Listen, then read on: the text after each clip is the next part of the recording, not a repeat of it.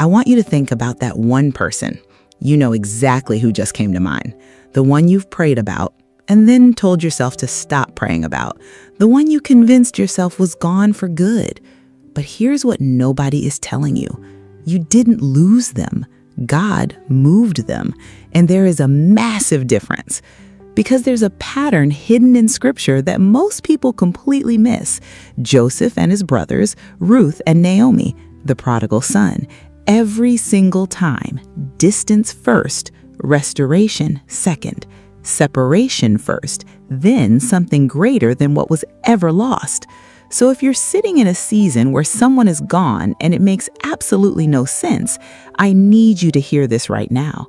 The distance wasn't punishment, it was preparation. God didn't remove them to destroy you. He removed them to fix something neither of you could see from where you were standing. And that silence you've been living in, that pain you've been calling the end, it might just be the calm before the most unexpected comeback of your life. Stay with me, because what I'm about to show you is going to completely change the way you see that separation. Now listen closely to this part, because this is where most people miss what God is actually doing. When someone exits your life without warning, your mind tries to turn it into a final verdict, like the story has already been written and sealed. But spiritually, what feels like an ending is often only a pause you don't understand yet. And that pause is not empty. It is structured. There is something happening inside it that you cannot see yet. Genesis 50:20 says, "You intended it for harm, but God intended it for good." That means even the moments that felt like loss were already being redirected into purpose long before you could understand it. Now I need you to sit with this, because what if the separation you've been grieving is actually two processes happening at the same time? One visible, one hidden. You only see the visible one, the distance, the silence, the unanswered messages, the shift in energy. But behind that, there is another layer you don't have access to yet. God working on timing, God working on character, God working on alignment. And this is where the Joseph pattern becomes impossible to ignore. Joseph did not just lose his brothers in a physical sense. He was removed from the environment that shaped his pain. And while he was in the pit, then the prison, something was being rebuilt in him that could not be rebuilt in comfort. There is a version of you that only forms in separation, not in closeness, not in emotional familiarity, in distance. Because distance forces clarity. It removes distraction. It exposes what you were tolerating but couldn't see clearly before. And here is the part that may challenge you a little. Sometimes God does not remove the person because they are the problem. Sometimes He removes the version of you that only existed around them. Let that sink in, because that version of you may not be able to carry what is coming next. Proverbs 3:5-6 says, "Trust in the Lord with all your heart and lean not on your own understanding. In all your ways submit to Him, and He will make your paths straight." Not familiar path, not predictable paths, straight paths, even when the process feels like it is going nowhere. Now I want to bring you back to something important. The question you've been carrying is still alive. Is this really the end of the connection, or is something being rearranged that you simply cannot see yet? Because one of the most overlooked truths in Scripture is that God often prepares restoration in silence long before it becomes visible in reality. Ruth thought she had lost everything when she left Moab, but the distance was the exact path that positioned her for restoration she never imagined. And I need you to notice something here. Every story of restoration in Scripture required a season where nothing made sense first. No explanation, no clarity, just trust, just distance, just waiting. And this is where your emotions may feel stretched right now, because waiting feels like uncertainty, not progress. But what if progress is happening in a place you cannot access yet? What if the delay is not denial, but construction? Because there are situations God does not fix quickly, not because he cannot, but because what he is building requires depth, and depth takes time. Now here is where the tension increases, because if what you are feeling is true, then it means the story is not over yet. It also means something or someone you thought was gone may not be as far from return as it looks. But the sign of that return is not what most people expect. And if you continue with me, I am going to show you what that sign is and why it changes everything about how you interpret silence. When most people reach this point, they assume silence means nothing is happening, but that is where perception starts to fail. Because in Scripture, silence is rarely emptiness. It is often transition, a shift you are not yet positioned to interpret correctly. And I want you to sit with this carefully, because what comes next may reframe everything you've been emotionally attaching meaning to. Let's go back to Joseph for a moment. There's a detail that gets overlooked. Before the reunion ever happened, there was a long stretch where Joseph had no sign that anything would change. No apology from his brothers, no indication of restoration, no emotional closure, just years of uncertainty. But Genesis 41 shows something subtle. Pharaoh has a dream that only Joseph can interpret, and suddenly everything changes in one moment. But here's what most people miss. That moment did not start in Pharaoh's palace. It started years earlier in isolation. So the question is not whether God is working. The question is how long he has already been working before anything becomes visible. And now I want to bring this closer to your situation, because you are not just dealing with distance, you are dealing with interpretation, what you believe the distance means. And that interpretation is shaping your emotional state more than the distance itself.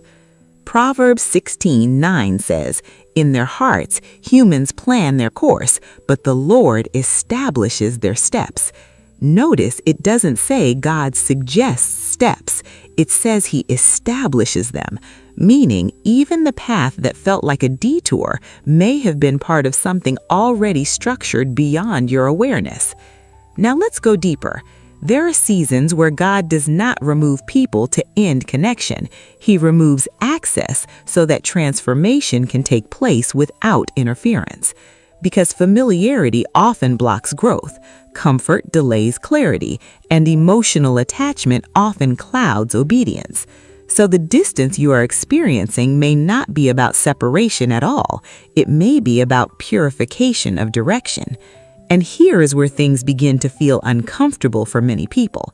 Because if God is still involved in what feels like a disconnected situation, then it means nothing about this has been random. Not the timing, not the silence, not even the confusion, which means you cannot afford to interpret it casually. Now let's introduce something deeper. In Luke 15, the prodigal son leaves, but the text never says the father stopped watching.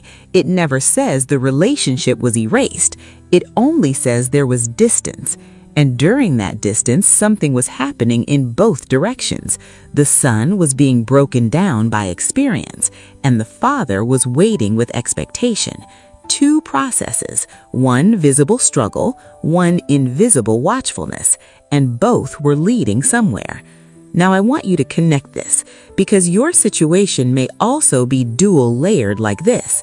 What you are experiencing emotionally is only one layer, but there may be another layer where things are shifting without your awareness. And this is where confusion begins to break down if you look too quickly. Because when nothing changes externally, people assume nothing is changing spiritually. But that is not how divine timing works. Isaiah 55:8-9 says, "My thoughts are not your thoughts, neither are your ways my ways, declares the Lord." Meaning the process will often not match your expectation of the process. And this is why people misread delays. They expect movement to look like progress, but sometimes progress looks like stillness. Now I want to go back to something you may not have fully considered yet. What if the person you are thinking about is also in a process you cannot see? What if the distance is not one-sided? What if God is working in parallel timelines? Because if that is true, then the question is not just when will they return? The deeper question is, what will they return as? Because nothing returns unchanged after divine processing. Not Joseph, not Ruth, not the prodigal son, and not the story you are currently in. But there is a tension building here, because every pattern we have looked at so far shares one final stage, a moment where everything suddenly shifts without warning, a point where silence breaks, where clarity appears, where what felt impossible becomes undeniable. And Scripture shows a consistent trigger before that moment arrives, a sign that most people overlook until it is too late to miss it. And if you continue, I am going to show you exactly what that sign is, because once you recognize it, you will never interpret your current season the same way again. There is a moment in almost every restoration story where everything looks exactly the same on the surface. No movement, no new update, no visible change. And right before the breakthrough, that is usually when people give up the most. But Scripture keeps showing something consistent.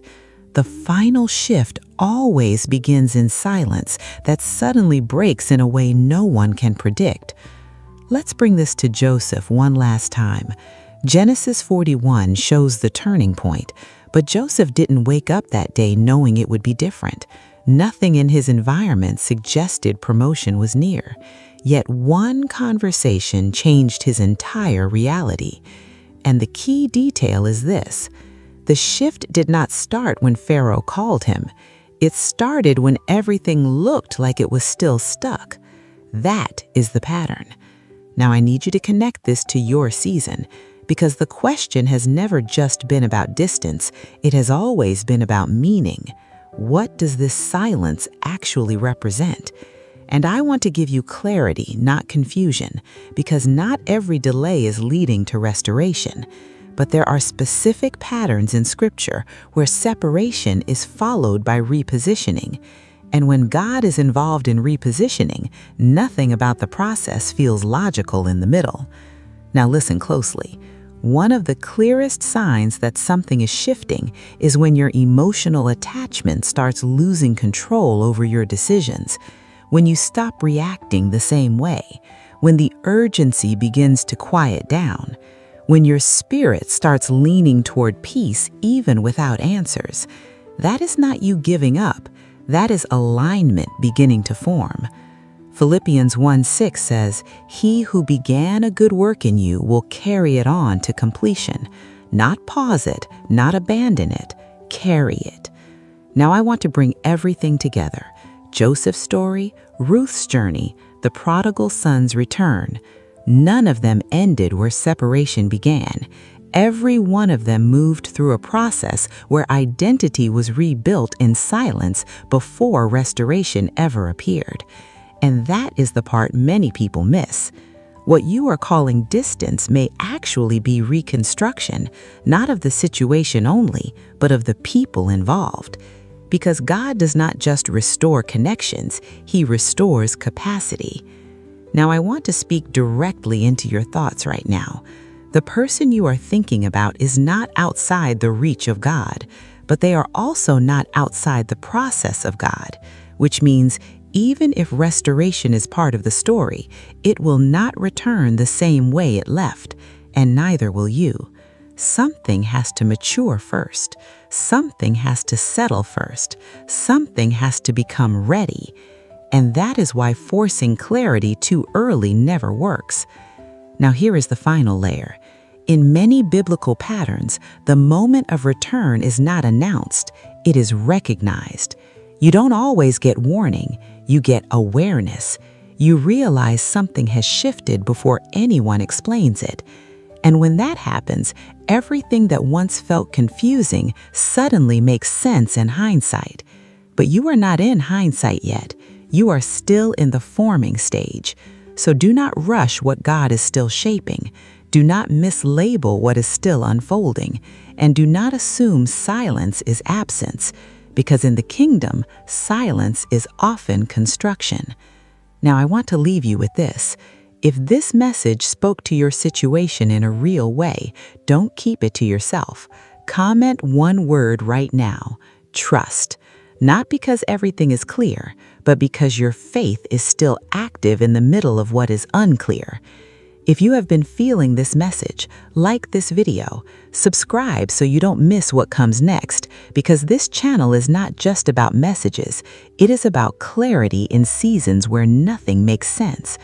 And share this with someone who is quietly struggling with distance they cannot explain, because what they think is over may actually still be under construction.